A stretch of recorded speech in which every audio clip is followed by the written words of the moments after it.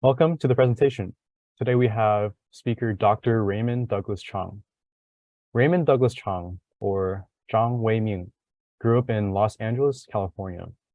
His early life centered in Elysian Valley, Frogtown, near the Los Angeles River.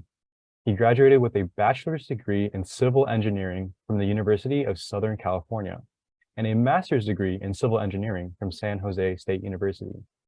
He is a distinguished professor at Shandong Jiaotong University in Jinan, China. As a professional engineer and transportation professional, he has served governments and consultancies.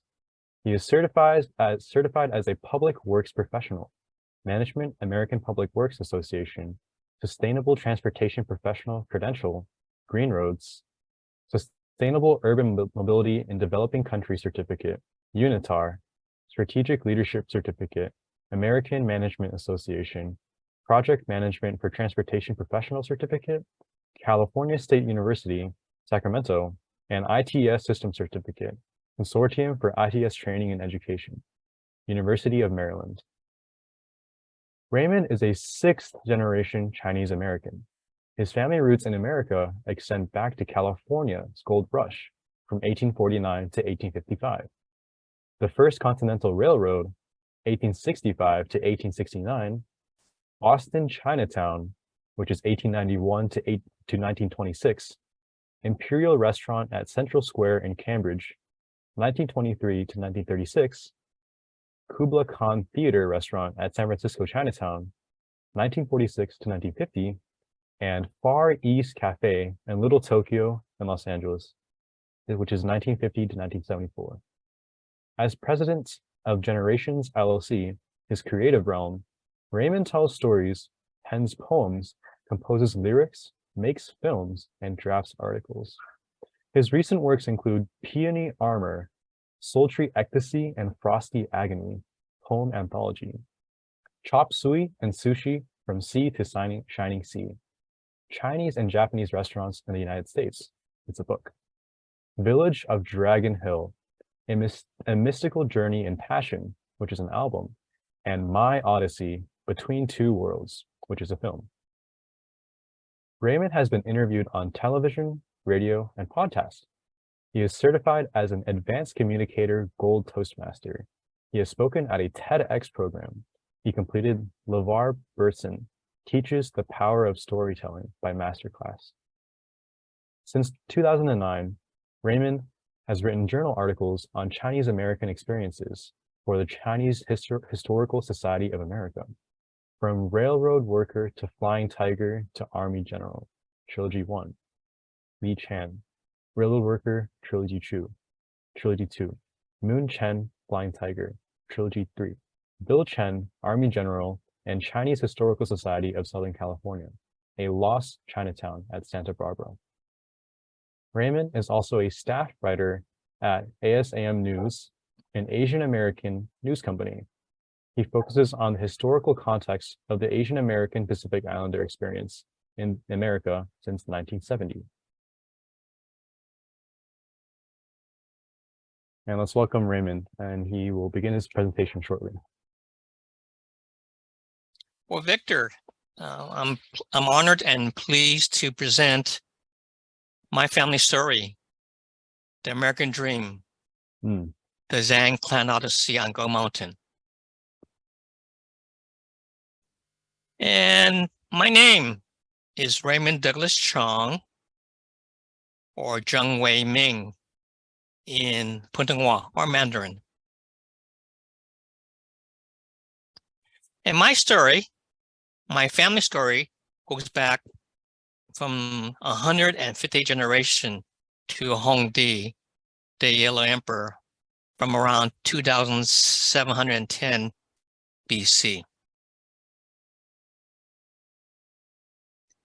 And the Zhang clan Odyssey extends through China, through my first ancestors, to our honorable civil servants, to village leaders and peacemakers, to the sojourners to America.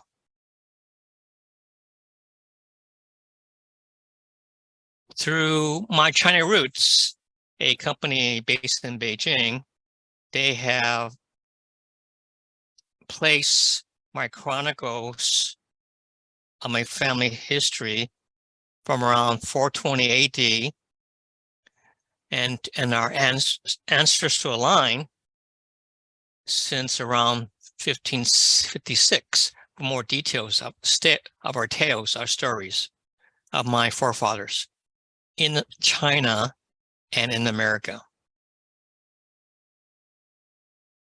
My roots are in China, in the Pearl Delta of Guangdong, near Canton, near Hong Kong, near Macau, and in particular in the region called Sayup, including the 4 counties. In particular, one, Huiping, other ones, Toisan, Xinhua, and Yingping. Those are the 4 counties where my pioneer forefathers came to America.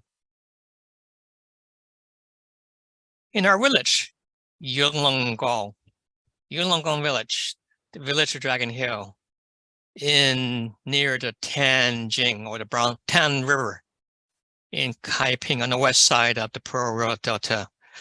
To the right is the Daglaw castle in the sky, a fusion of European and Chinese art.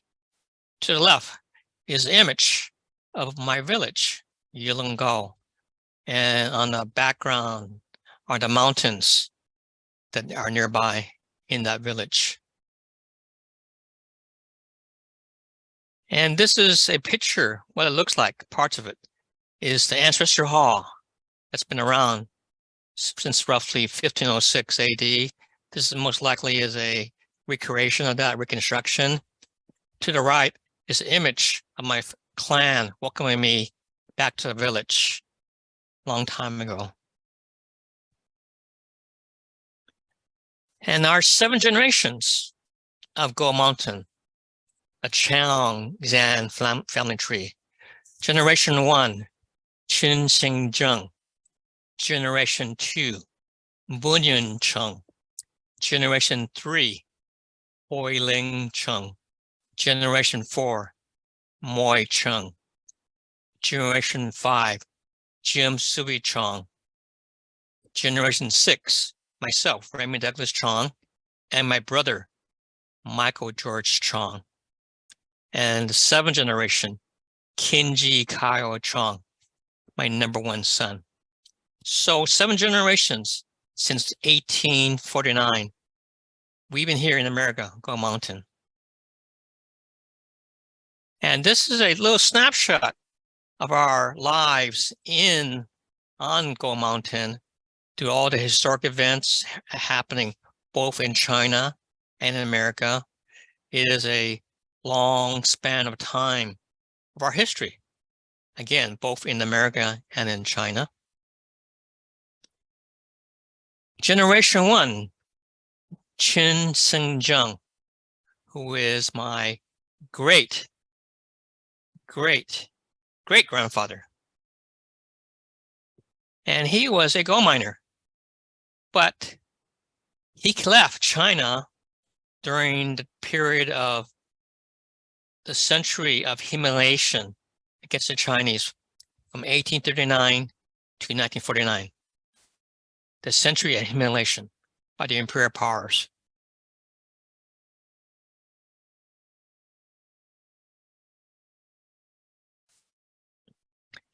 So my great-great-great-grandfather came during the California Gold Rush in 1849, when there were news of gold nuggets, gold flakes in the golden state of California. My great-great-great-grandfather came among the sailboats, the clipper ships, to the port of San Francisco, the first city in California, to mine in the gold fields of California, either up in the Sierra Nevada or further north in the Northern California. These are the gold fields he had most likely mined it for gold at that time, from 1849 onward.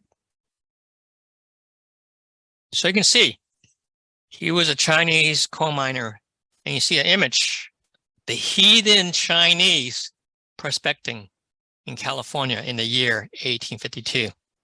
This is what we were known as, the heathen Chinese. That's what we were known at that time.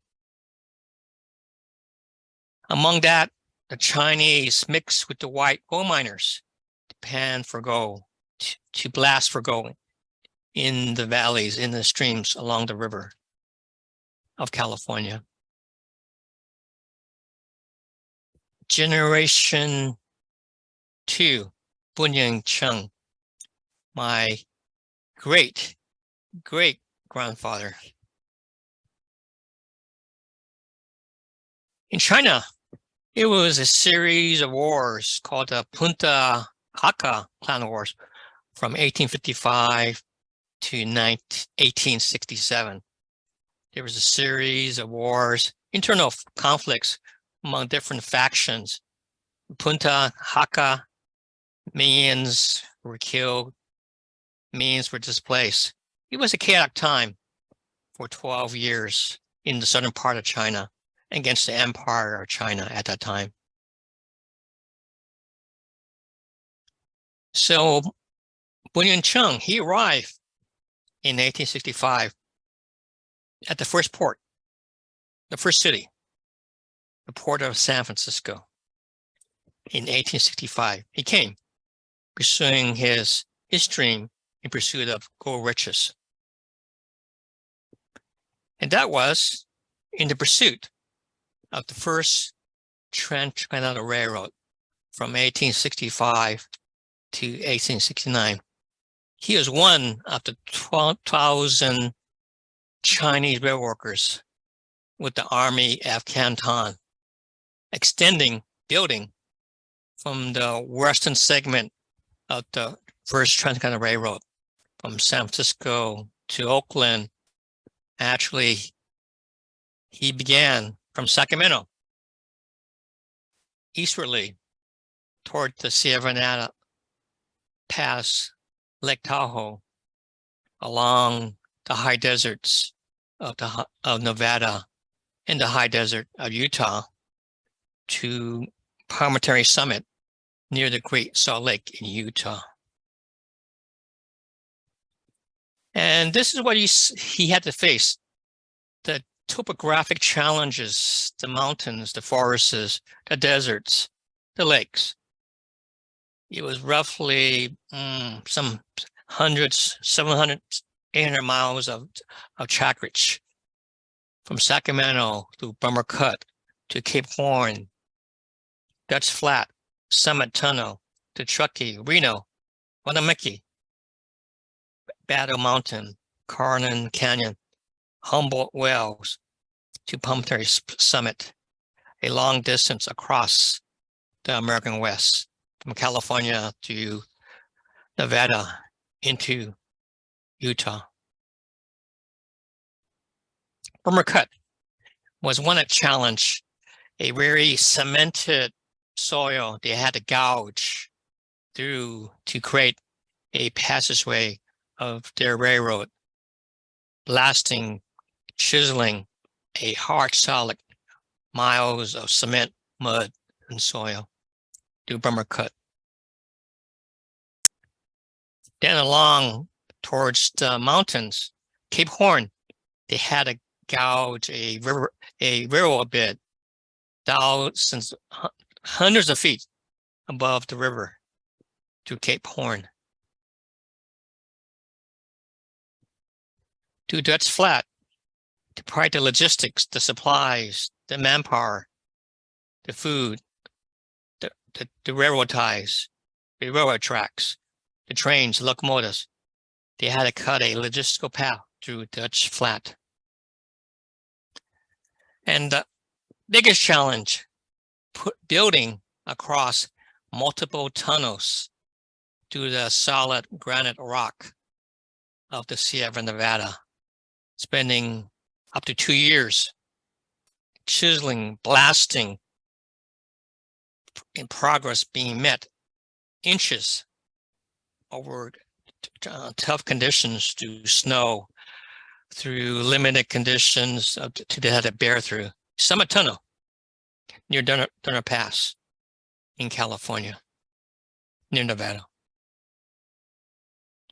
And from there, out to the breakthrough through the Summit Tunnel, they continue on to the Great Basin in Nevada, to Utah, continuing to build their single track, day by day. It would cruise 6 days a week, with 1 day of break on Sunday, continuing to build the Iron Road for their Iron Horse across the high desert, the Great Basin of Nevada and Utah. To the day of the Golden Spike, Promontory Summit, Utah, May 10th, 1869.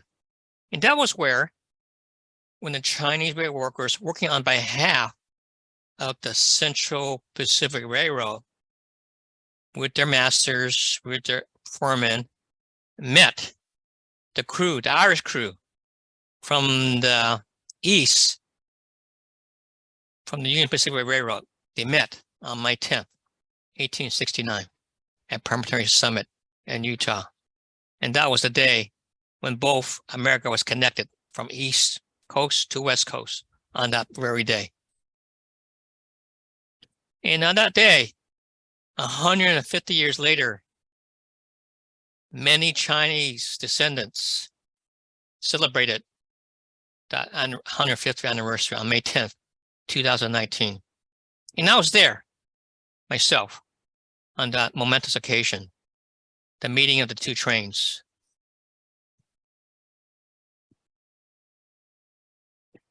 In that time, what the Chinese were facing was the anti-Chinese sentiment. We were considered a yellow pearl, perpetual foreigners, devils. It was a terrible time for the Chinese. The Chinese must go. The yellow terror of all his group. We were either devils or meek. That was the perception that was communicated by the media, in the newspapers, in the stories against the Chinese. You were the scapegoat. In 1871, in Los Angeles, at the beginning of the city of Los Angeles, the city of angels, roughly 17 Chinese were hung and slaughtered because of some kind of dispute between them and the Anglo residents of Los Angeles, again in 1871. Then, because of the constant scapegoating, there was always the Chinese question, what to do about the Chinese? Well, they created Congress in 1882, the Chinese Exclusion Act, that tainted our immigration to Gold Mountain, that we were not welcome. We were victimized by Congress because of our color. We were the first race to be victimized by Congress. And this act was signed by President Chester Arthur in 1882, the Chinese Exclusion Act, that had a major impact on us Chinese from 1882 through 1965. In Rocky Springs, Wyoming, in Hell's Canyon, Oregon, there were massacres. To the left is an image of a battle among the coal miners, the Chinese, and the white miners. And many were killed. To the right, same thing. In Hell's Canyon, in Oregon, horse thieves slaughtered roughly 30 Chinese gold miners at that time. And they threw their bodies into the river. Generation 3, Hoiling Chung, my great-grandfather. And what you see is an image to the left is Hoiling Chung. And to his right, to his left, is my father, Jim Sui Chong. The time in China at that time was under the rule of the Empress Dowager Cixia. She ruled China for decades, and that was a time when China was collapsing. She entered power in 1891.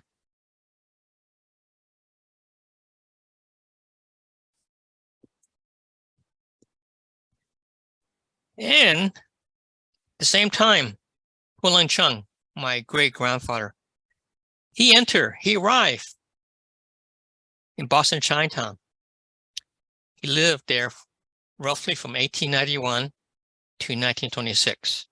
And this is a scene of what Chinatown looked like, a lively, bustling community, mostly of men, a better society, because the Chinese Exclusion Act restricted the immigration of Chinese ladies. It limited the immigration of the men's family. So it was a better society in most part, in most Chinatowns across America. For the Chinese, they celebrated their cultural traditions, including the Spring Festival.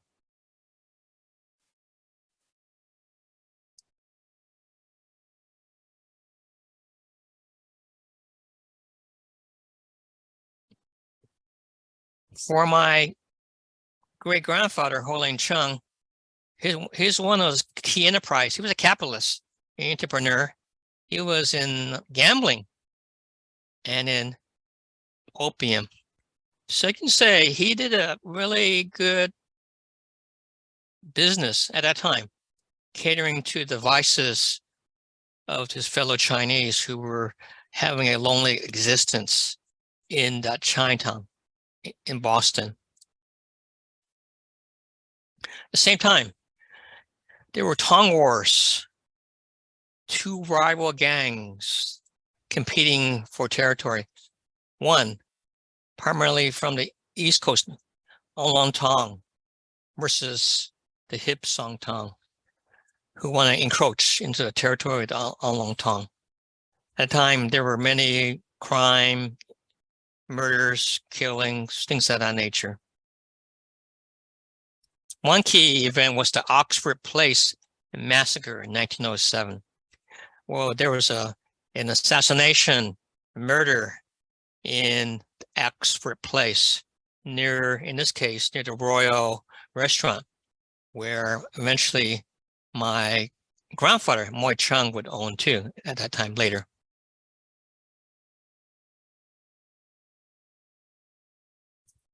Generation 4, Moy Chung, my grandfather.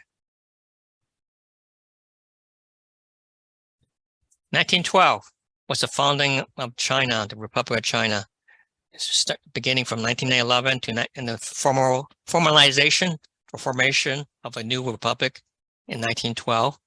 And you see in the center, Sun Yat-sen, our founding father of the modern China. My grandfather, Moy Chung, in all that turmoil, well, it was his turn to seek his fortune in Gold Mountain, to come to Gumsum, to the first city, the port of San Francisco. And he arrived aboard the SS Mongolia, a steamer, on June 17, 1912, to Angel Island, through its immigration station. He arrived there among hundreds of thousands of immigrants from the world. And he was processed at Angel Island. In contrast, there's Ellis Island in New York City. Contrast is Angel Island. The federal immigration officials, their mission was to prevent people of color, people who were non-white, to come to America. So they treat them harshly. You can see in the picture to the right. like animals, like cattle, very, very inhumane. And to the left is the picture of the station of entry. To right behind that is the barracks with the harsh conditions that they had to live, packed like sardine, like chicken, packed together. Once he was released with his student visa, my grandfather lived in San Francisco, Chinatown, the heart of the Chinese community across America from 1912 to 1917. And what you see is an image of the heart of that San Francisco Chinatown, DuPont Street. And this is what it would look like. Very exotic, very oriental, a lot of grocery stores, some restaurants, and behind the facade of business of life, of course, were the gambling parlors, opium dens, maybe prostitution dens too at the same time, all behind the Main Street gateway of DuPont Street in San Francisco Chinatown. And my grandfather, he was a partner of a dry goods company called the Chong Company, based eventually on Grand Avenue. He was a partner among many others. And in order to immigrate to America, to go back and forth, as long as you were a merchant, you have an entitlement to eventually bring your wife, or you can continue to live in America. If you were a labor class, which most of the Chinese workers, the men, you were very restricted. You were only allowed to live in America for so long. If you risk to go back to China, you may never have the opportunity to come back to America. But my grandfather had some entitlement. And later, from chop suey, is he worked at Cambridge near MIT, Harvard, at Central Square in Boston, Chinatown, from 1917 to 1921 in chop suey. And you wonder, what the heck is chop suey? Up to the beginning of the Chinese in 1849 to up to 1965, the main cuisine was from Canton or Guangdong, and it was known Americanized for the American palate, the white palate, chop suey. It was more of a mishmash of saucy meats and vegetables that was perceived as Chinese American food, otherwise known as chop suey, all across America in the downtown. And you would see neon sign that said chop suey. What you see here, he became an owner of the Royal Restaurant from 1919 to 1921, where they had a place to serve chop suey, Chinese food, but also to be sustainable, to also serve American food. In this case, example, to your right is an ad on Thanksgiving dinner to having, wow, good food, a mock turtle or chicken soup, Royal Vermont turkey, cranberry sauce, mashed potato, green peas, celery, fruit salad, olives, bread, ice cream, plum pudding, or mince pie. And to wash it all down, tea or coffee. And just for $1.50 per plate. This was my grandfather's restaurant, the Royal Restaurant at 16 Harrison Avenue. And what you see is depicted was that location, the Royal Restaurant in Cambridge. In Boston, Chinatown. This was depicted in Boston, Chinatown. Later, he owned another restaurant, another chop suey restaurant called the Imperial Restaurant in Cambridge from 1923 to 1936. And this is at Central Square to the left. And you can see the sign, the vertical sign that says chop suey on top. It says Imperial. shown along the facade, the face of the building, the Imperial Restaurant. To your right is the menu, Chinese American restaurant, two Central Square, high class, white linen table, excellent service, a higher type, not a commoner type establishment, but more for the sophisticated, the rich, serving fine cuisine, both chop suey and American dishes at the Imperial Restaurant. From there, after that time, my grandfather experienced the Great Depression, a collapse of the American economy that lasted from 1929 to 1941. So during that period, he immigrated from first Boston Chinatown to Central Square in Cambridge, and he arrived in 1936 to live in Little Tokyo, in Los Angeles, from 1936 to 1943, which is the enclave of Japanese Americans, the Nikkei community, near Los Angeles City Hall. What he's showing is on 2nd Street, in the heart of Little Tokyo. And when he arrived, he stayed at a cousin's place, another chop suey joint called a Yuk Kong Lo Chop Suey Cafe. And you can see the outdoor view of it to the left. Again, Chop Suey Cafe.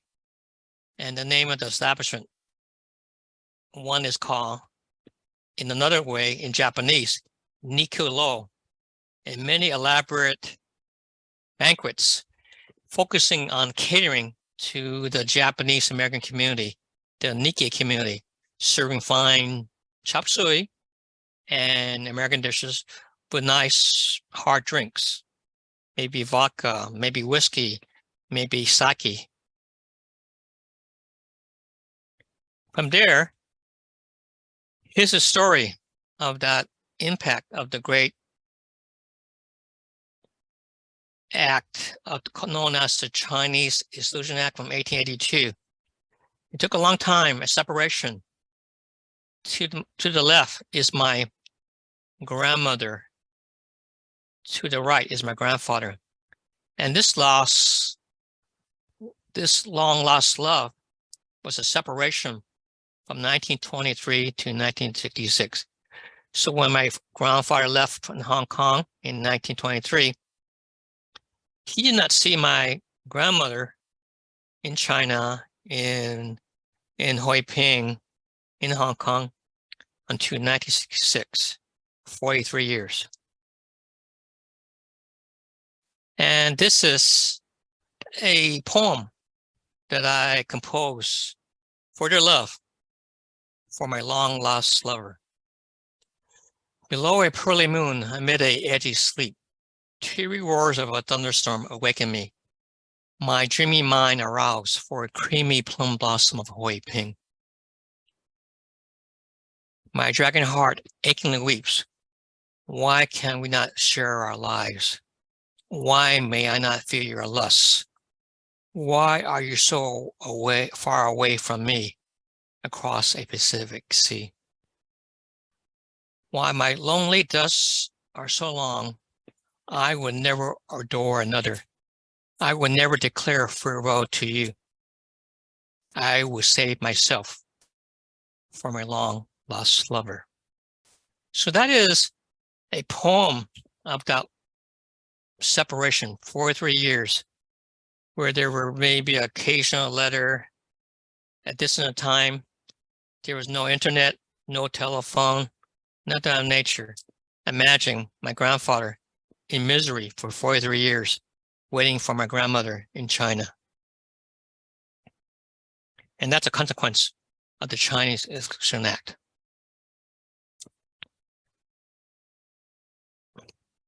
Generation 5, let's roll into my father, Jim Sui Chong, our quiet man, a man who struggled and sacrificed to where I am, my brother, and for my son, Kinji Kyle Chong, my number one son. This is his story, Jim Sui Chong. And he was born on December 26, 1922, in Yulongong, the village, the 9th house on the 6th alley. And you see an image of him roughly 1923. To the left is my father. To the right is his cousin. China was continuing the century of humiliation. China was under attack by the Imperial Japan. When they enter Manchuria, northern China, 1931 to 1932, they began to encroach into what was of that China, the Republic of China. And those were the terrible years, the beginning of the terrible years for China until 1945. And how my father came to America, because there are strict limitations, he had to come to America as a paper son, using false papers as a illegal son. In this case, his paper father was Chong Kwang Hong. He was also born and raised in Yulongong, and he claimed my father to be his son. So that's how my father managed to come to Go Mountain, America in 1932 as a paper son with the help of his uncle, Chong Kwang Hong, a paper father, his paper father. So on March 25th, 1932, he embarked to Go Mountain on a long journey from the port of Hong Kong on a boat. And that boat is through the Canadian Pacific, the White Emperors of the Pacific. And from there, he arrived across from Hong Kong through China, through Shanghai, across to Japan, and arrived in Boston on April 20th, 1932.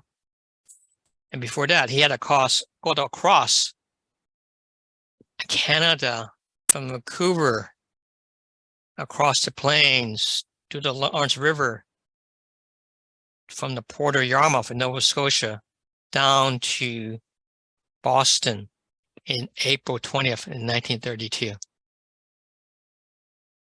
he came with a certificate of identity. And that's what he looked like when he arrived, roughly when he was 9 years old, a young kid. And this is his certificate of identity. All Chinese had to carry that paper, that piece of paper.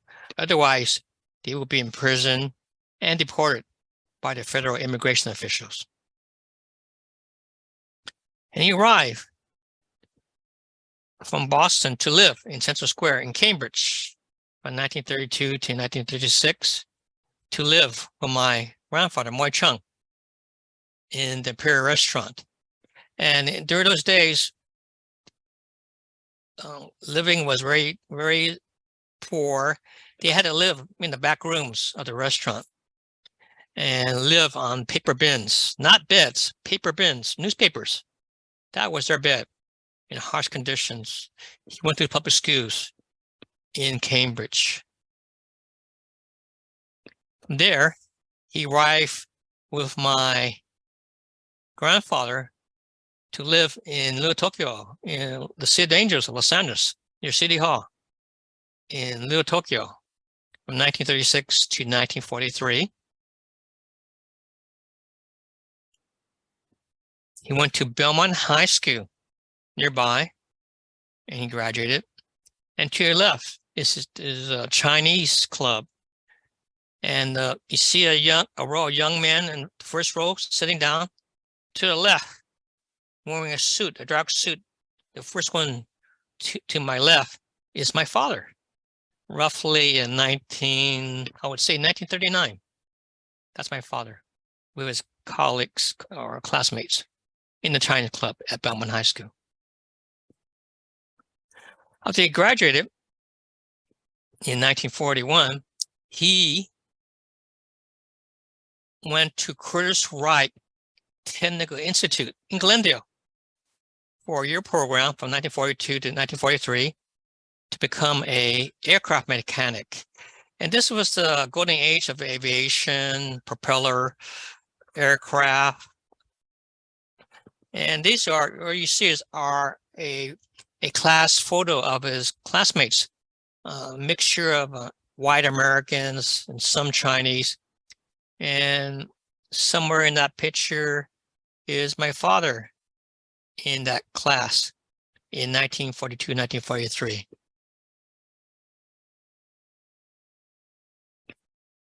In Congress, because of the World War II, China was an ally. In 1943, the Magnuson Act by Congress allowed the immigration of Chinese, allowed some Chinese to become citizens. It allowed a quota of roughly 100 Chinese to immigrate to China.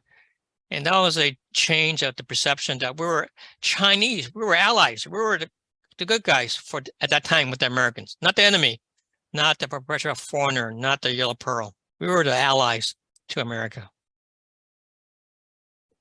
So from 1943 to 1950, my father lived casually in studios in San Francisco Chinatown. And you can see this is a view of Grant Avenue, the heart of San Francisco Chinatown.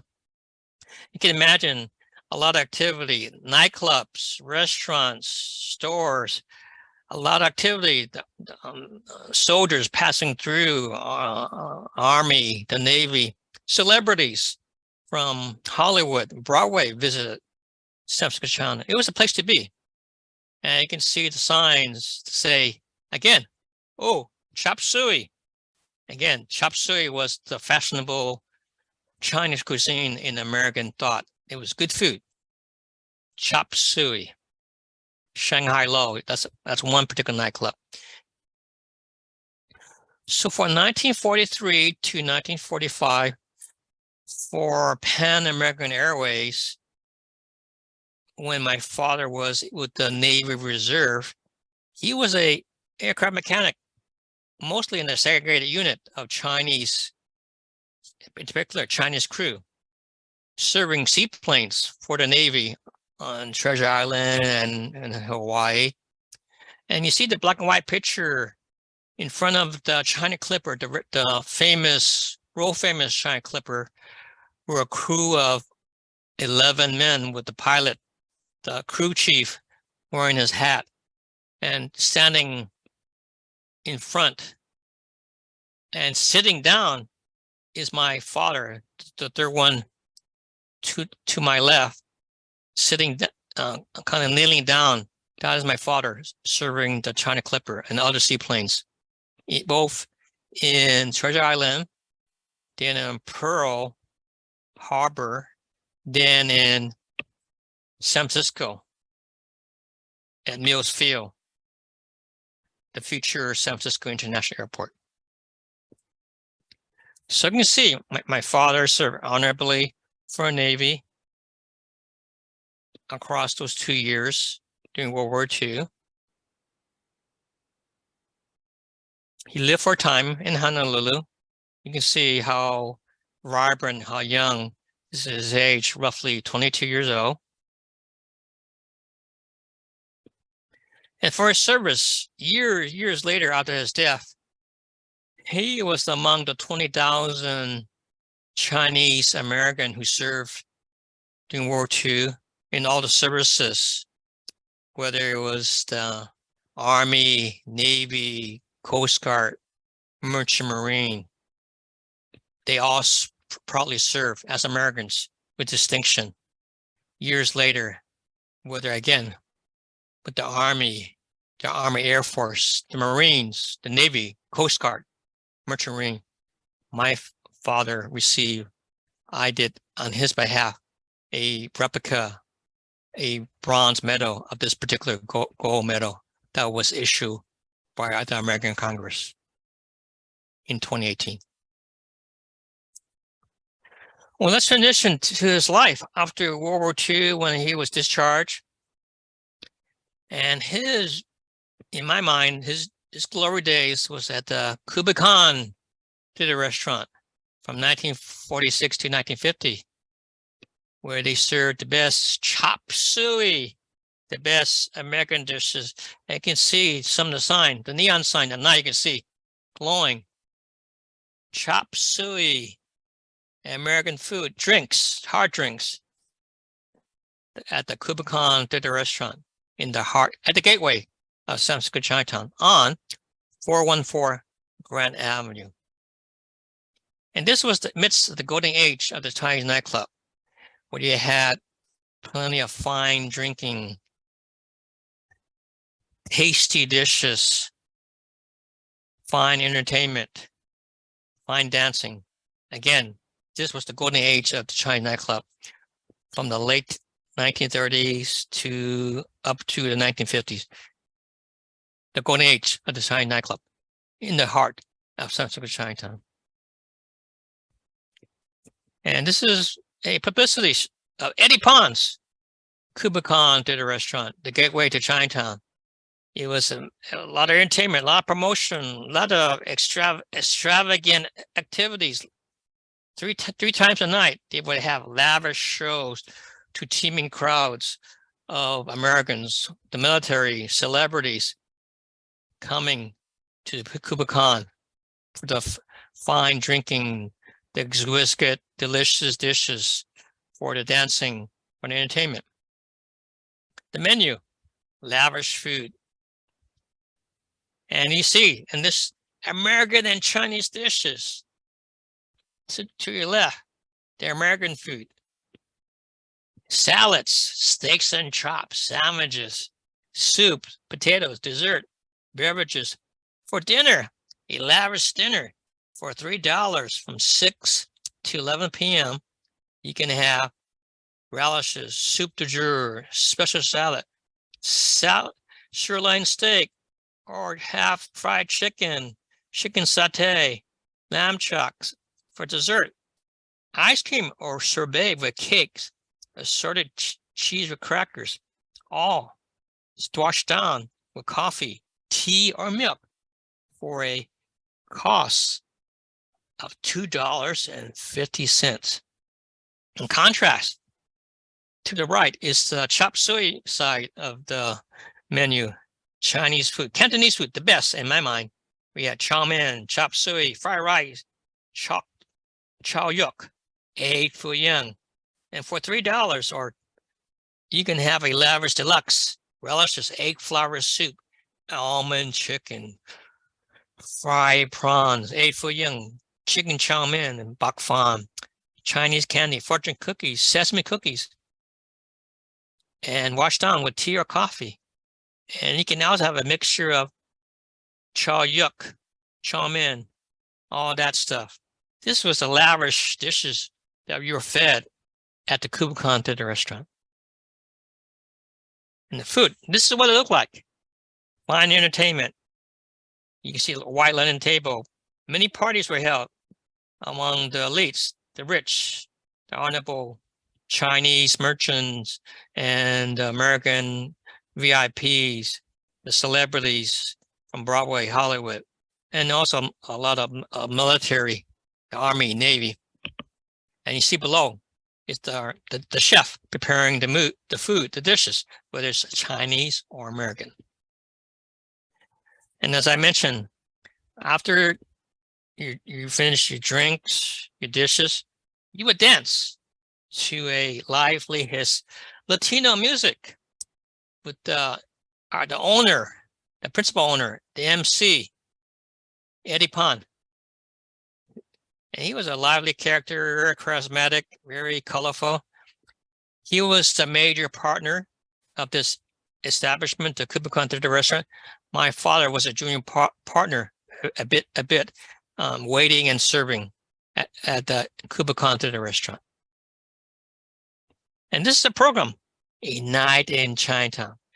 And it's, look at the entertainment, Gateway to Chinatown. You see the pagoda lanterns, you see the stars.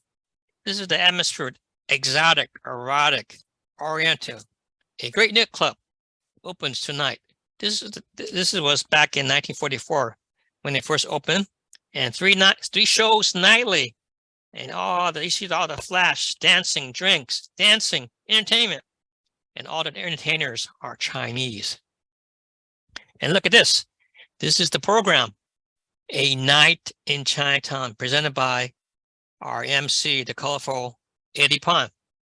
And you got street scene, you got the Chinese sleeve dance, you got the Chinese lullaby, hula dance, sing song sings, the Chinese acrobats, sing song girls, Chinese dancing sweethearts, Oriental interlude, and then China Congo, and also later stripping.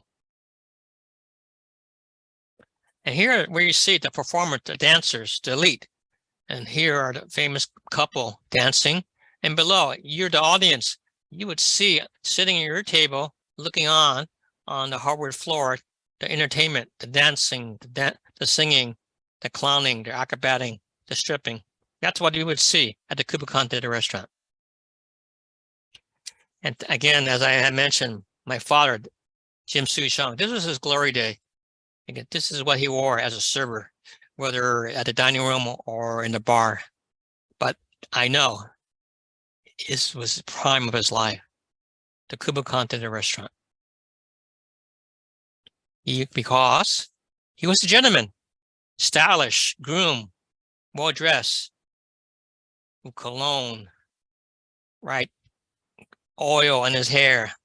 He was the gentleman about town in San Francisco.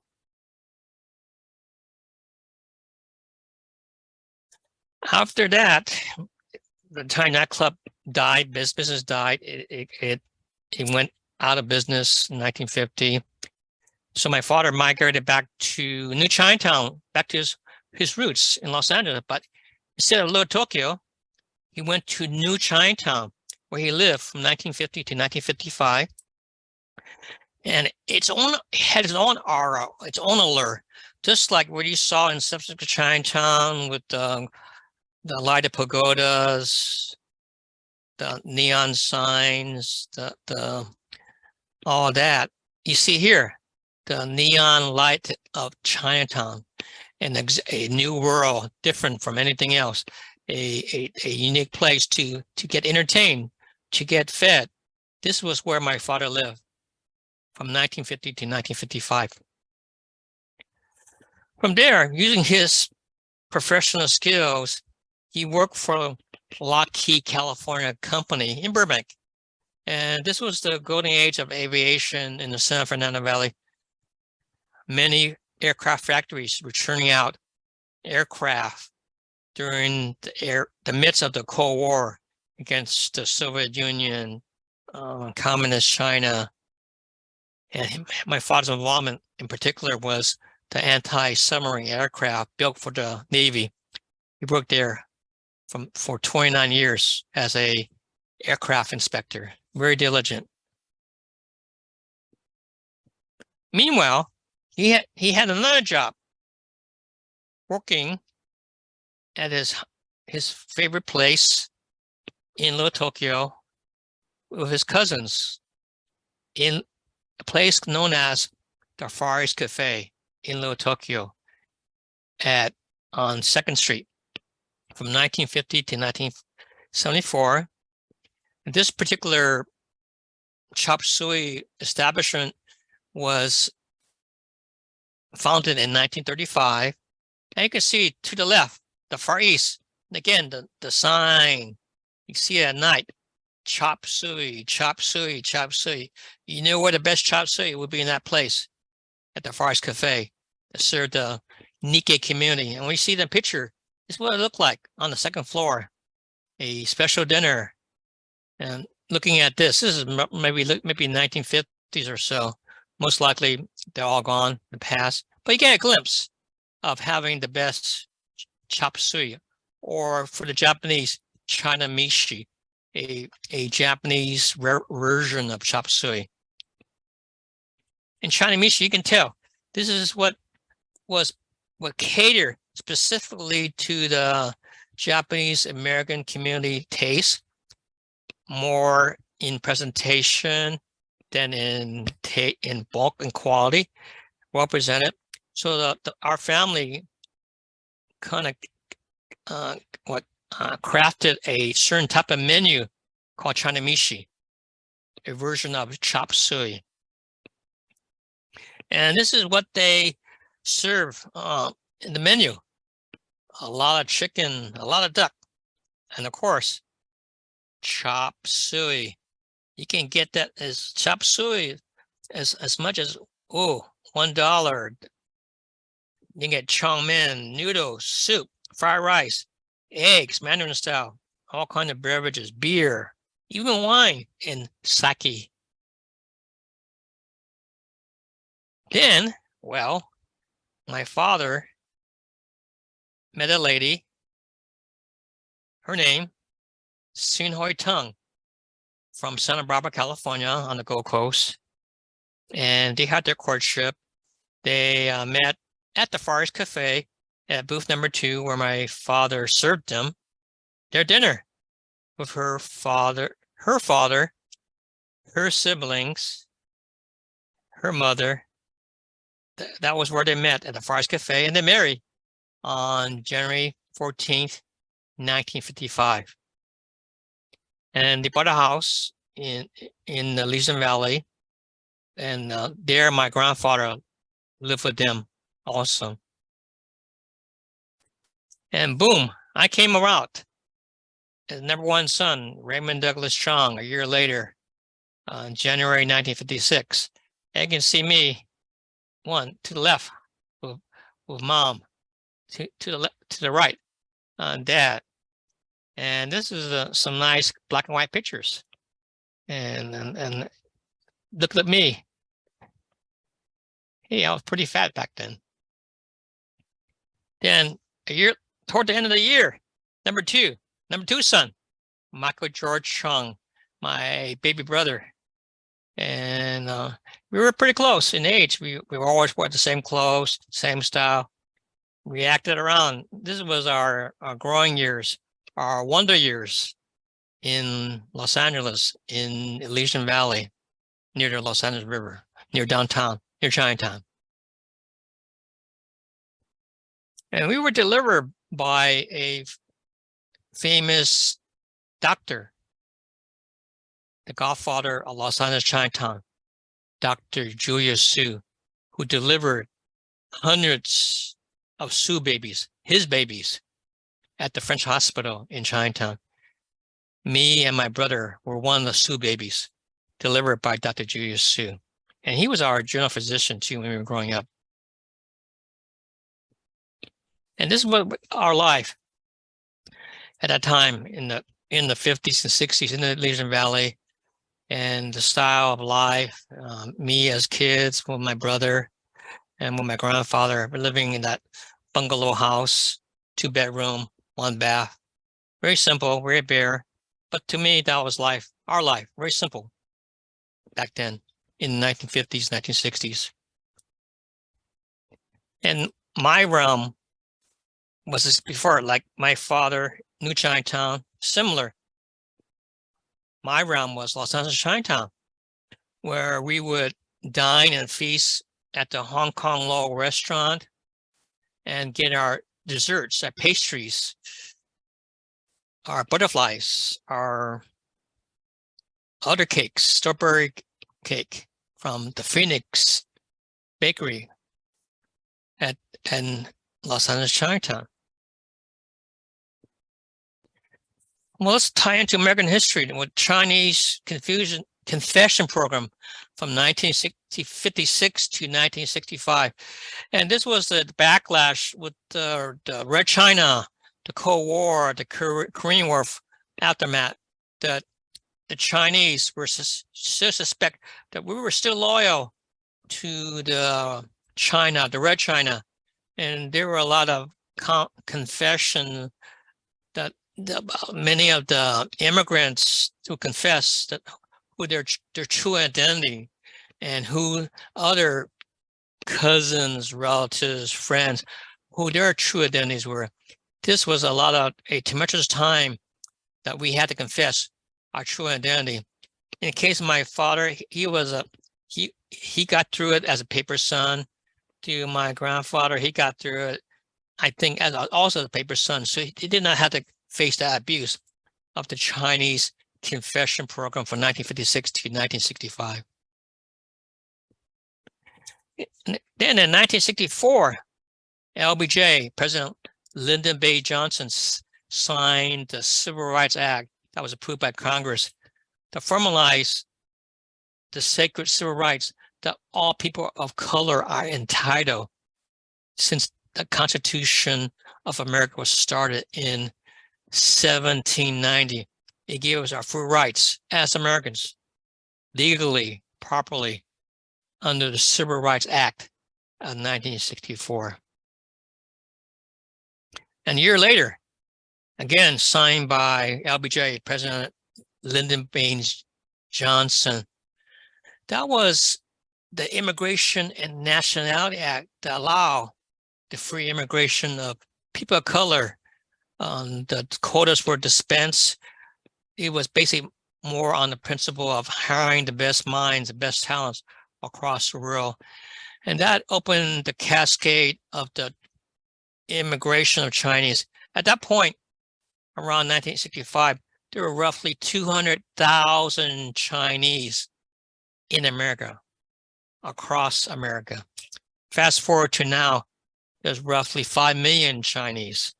From 200,000 to now to this very day, 5 million Chinese. And now it's because of this act, the Immigration and Nationality Act in 1965. And life for us was rare. We have our family vacations. My father was working 7 days a week, 5 days at Lockheed, California company, 2 days during the weekend at a Far East Cafe. It was a luxury for us to have any leisure time as a family. But we did have our family vacation toward the end of his life. But his American dream, the American dream, was for us, Michael, my brother, me, his son, to graduate from college. For me, from the University of Southern California in 1977. A year later, my brother at California Institute of Technology. He fulfilled his dream, his American dream, to see his son, his number one son, his number two son, fulfill that by graduating from college. And my father and mother in 1979. And this is his last picture before he died with my mother. But he struggled, he sacrificed, he found some success, but his greatest glory was me and my brother, Michael and me. And this is a poem I want to share with you all, looking back of his life. Father, I love you. When I was a child, I never loved my father, nor I hated him as a son, for our talks were crisp and our times were lean. At the City of Angels, he meekly tore away, as his words were stiff and his thoughts were dark, but he kept our family together. After a subliminal journey of my ancestral roots, I finally grasped his awesome life as a paper son, from Hoi Ping to Gum Sum. I finally mused about him, a harder pursuer of his dream, a devoted husband to his wife, a doubting father for his two sons, our quiet man of calm dignity. While a frosty moon crests down a celestial sky, amidst a surreal brood in heart-filled affection, I say, Father, I love you.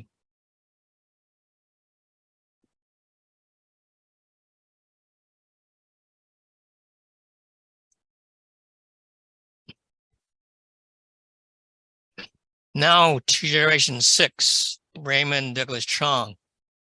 Me. This is my story, my life.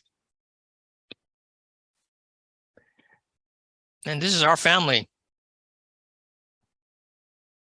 A family portrait. We're all smiling together as one family, one Chong, one clan.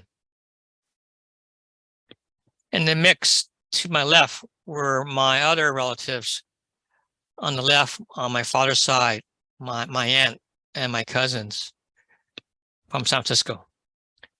To the right are my grandfather, grandmother from Santa Barbara with my aunts and uncle.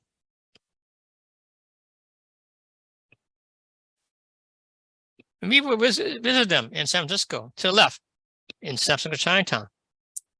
To the right, in downtown Santa Barbara. So we had some brief trips up and down Highway 101 up to San Francisco or up to Santa Barbara. That was my early days. And I had mentioned before, Chinatown was my life revolving around in New Chinatown, Hong Kong Lo, the finest Cantonese cuisine on the second floor. I always loved their sweet and sour pork. To the right, Phoenix Bakery with the butterflies, the strawberry cream cakes. Wonderful. Those were my culinary delights growing up. Looking at what I experienced, the Los Angeles riots, 1965, the day of rage against the brutal police powers, huge riots that affected South Central Los Angeles near the University of Southern California. I remember those days, bringing in the Los Angeles Police Department, the California National Guard. Then 1968, the turmoil of America, the Vietnam War, the Democrats, Republican, and chaos. That was rock and roll, free sex, drugs. The assassination of Robert F. Kennedy in June, the assassination of Reverend Martin Luther King, Dr. King, in March in 1968. This was a seminal year, 1968. Apollo, the Beatles. This was my time, the Vietnam War. Walkout, the protests against the Los Angeles Unified School District with their segregation, their appeasement or torment against the Latino community, the Hispanic community, that they were treated as second-class citizens, that they were only groomed, taught to be blue-collar workers, janitors, laborers, contractors, never doctors, physicians, scientists, engineers. That was walkout, 1968 in Los Angeles. I remember that. Going through a course of history, the murder of Vincent Chin in Detroit, Michigan on June 19, 1982. He was celebrating with a bachelor party with his friends. He got into a little skirmish with two white guys, a father and son team. They mistook him as a Japanese American, and they taught him he's Chinese, but they misplaced him as Japanese American. They taught him. They fought a skirmish after the first battle. Then after that, they chased after him with the baseball bat. They found him, knocked him down, beat his skull with the baseball bat, and he died. Vincent Chin, 1982. Then another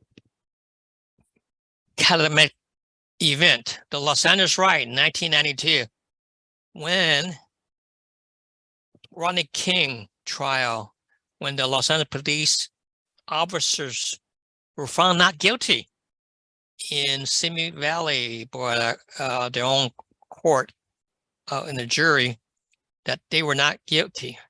And that created a nightmare firestorm of riots all across the Los Angeles region. Many were killed, wholesale destruction of towns, especially impacted in particular were the Koreans, were the merchants of grocery stores, liquor stores, all across Los Angeles. They were harshly brutalized, many killings.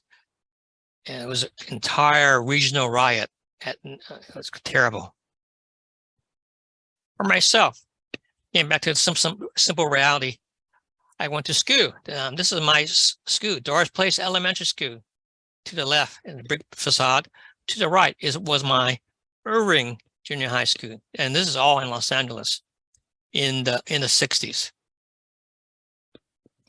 And I went to Marshall Senior High School from 1970 to 1973. And this is in Los Angeles in the Las Vegas district near Hollywood. This is my high school, Marshall High School, the high school of the barristers. And from 1973 to 1977, I attended the University of Southern California in the heart of downtown with our iconic figure, Tommy Trojan, and I majored in civil engineering. I'm going to skip this part on my credential. You heard that already. And you got here my degree from University of Southern California, and that's my bachelor's, and my master's degree from San Jose State University. And from China, especially appointed professor at Shandong Jintong University in the industrial city of Jinan in the province of Shandong. This occurred in 2014, and I became a special appointed professor because of my experience, my tenure in transportation. And during the course of my time, I was president of the International Chinese Transportation Professional Association for the Texas chapter. Very lively, very engaging, very inclusive in the society in the greater metro region in Houston, Texas. And of course, my other times, I was also the inaugural chair of the Miss Oakland Chinatown, the pageant of 1988. January 9th, 1988. And that was when we crowned Angela Chong as the first Miss Oakland Chinatown, again, in 1988. I was president of the Wasung Club, a community organization, 1991. Later, I founded a nonprofit organization to serve disadvantaged Asians in Oakland Chinatown, the Oakland Asians Educational Services from 1991 to 2000, where I served as president, created a staff, founded at the Odyssey Center, served hundreds of students in Oakland, Chinatown, and greater parts of that through our volunteer base from UC Berkeley. That was a fun time, a decade of service to the community. And you can see the tutorial at the school. Tutorial, science experiments. These were the fun days for me, providing service to the community. Along the way, in September 1st, 1998, number one son, Kinji Kao Chong, arrived to my life as a father. And when I talked about the Zhang clan Odyssey, going to China, the ancestors, and going through the course of time, I mentioned about Chronicles, ancestral line, with my China roots. And same time, I was president of the Ventura County Chinese American Association for about 3 years, from 2004 to 2006. But my turning point in my life was a dear friend, John Thomas Killip. He's Scottish American. He was like my big brother. On January 30th, 2003, at a bungalow in the Monterey in California, in a bathtub, he took a handgun and shot himself to death. So that was my turning point in my life, a paradigm shift in pursuing my American dream, where I tended to look for honors, glory, money.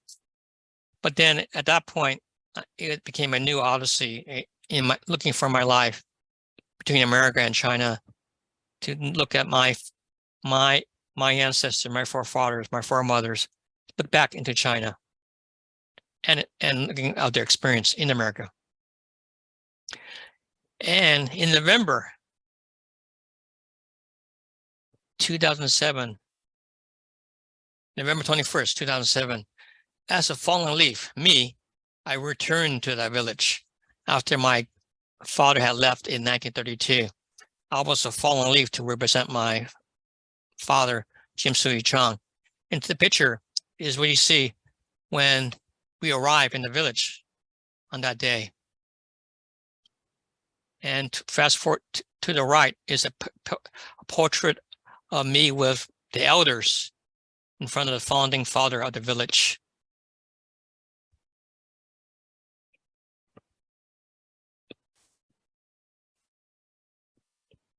And other things, of course, the reunion of the second family I never knew about in San Francisco, in Chinatown, finding a steel box on October 26, 2008. And when I opened that box, I found a time capsule of my father's life in San Francisco from 1943 to 1950. And when I opened that box on that evening, I cried when I can feel the presence of my father. On May 8th, 2009, in Huiping, in Qingming, I honor my forefathers on the Hill of the Flying Swan, where there's roughly 11 tombs. Among those tombs are my great-grandfather, Onlin Chung, my great-great-grandfather, Bin Yun Chung, my great-great-great-grandfather, Chong Sin Zhang. And to the right is the moment when I found another family in my ancestral home, the 9th house on the 6th alley. That was a meaningful time when I became a poet on that very day. And I became Chinese. And of course of that, I became a writer, writing about my family history and other history of other prominent Chinese Americans. After 2009, I also became a poet. After that day, May 8th, 2009, Peony Amor, Sultry Ecstasy, and Frosty Agony. I became a lyricist, executive producer of an album, Love Songs, with a band, Amor Mystique, where we produced an album of love songs, Village of Dragon Hill, a mystical journey in passion. In the foreground is a young lady, a plum blossom, and in the background is Hong Kong, the skyline of Hong Kong. And I have written books.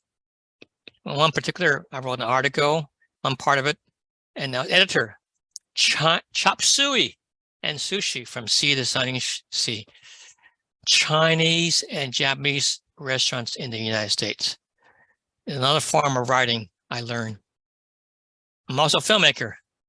of a documentary, My Odyssey Between Two Worlds, between America and China, from Guo Mountain to Huiping to Yulongong, village of Dragon Hill. And me as a journalist, all kinds of articles of the Asian American experience in our America, in the United States, since the beginning of our arrival in the 19th century and on.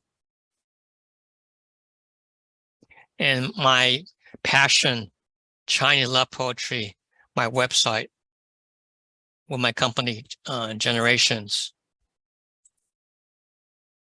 Rolling into Generation 7, Kinji Kyle Chong, my number one son, my only son, graduated in 2020 from the University of Texas at Austin in radio and television and film. Again, in 2020, my number one son, Kinji Kyle Chong, who has his own company called KKC Visuals in the cinematography, in videography, in photography, multimedia. He has his own business in filming.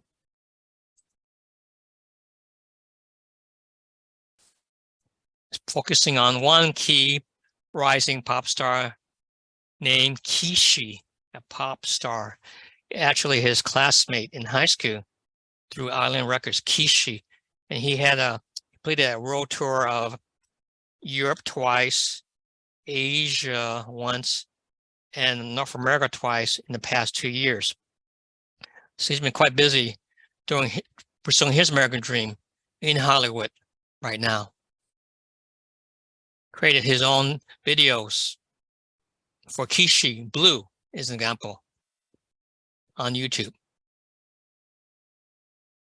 Going fast forward now to our current situation, we're facing anti-Asian hate with the dawning of COVID in 2020. Yeah, actually, it should be 2020.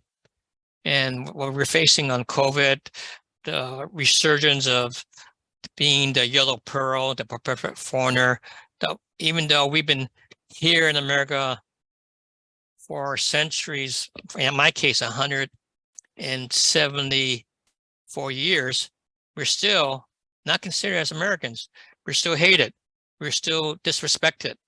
We're still discriminated. But my point in the story, we have done our contribution, our success to pursue the American dream collectively as Americans. We are Americans. We belong here. I am not your scapegoat. We are Americans. In our blood, in our bone, we are Americans. And I want to honor this presentation as a whole to the late Corky Lee, who died of COVID, the undisputed, unofficial Asian American photographer laureate who shared our Asian American experience through the tool of camera, through the history. I honor him, Corky Lee, my friend, my great friend. In this documentary, Photographic Justice, his documentary of his life, his 50-year history, legacy, his life, sharing our Asian American history in America through film, through photos. Any questions? That ends my presentation. This is my contact information by mobile, by email, by VChat to my company, Generations. That is my story of my family since 1849, from China to America on Guo Mountain our America as Americans. This is one story. Thank you. Thank you so much, Dr. Raymond. Wow, that's a lot to process. Yeah. Um, I think one interesting thing is I wanted to add, but I didn't want to interrupt earlier. We're actually from the same place, so my family is also from Huiping. Oh my Yeah. gosh. Hey, we're cousin. Yeah. You recognize the places, the Yeah, fish yeah, ponds, the rice yeah. fields, the The mountain, the valley. Hey, the architecture too. Those yeah, Dialogue. the Yeah, Gulao. Yeah, yeah, yeah. I've seen some myself, and they're pretty cool. Some of them are really big, like maybe six or yeah. The seven stories. elaborate. I mean, whole. They're more like palaces. Yeah, pretty much. Yeah, I've been inside of them, and yeah, the view is just like amazing because you just see like rice fields or like just like Yeah, lush vegetation like everywhere. yeah. The swamps. Oh, of Yeah, course, the ducks. Plenty of yeah, ducks. A yeah, lot of pigs in the pit pen, and of course the free roaming chickens everywhere. yeah, yeah.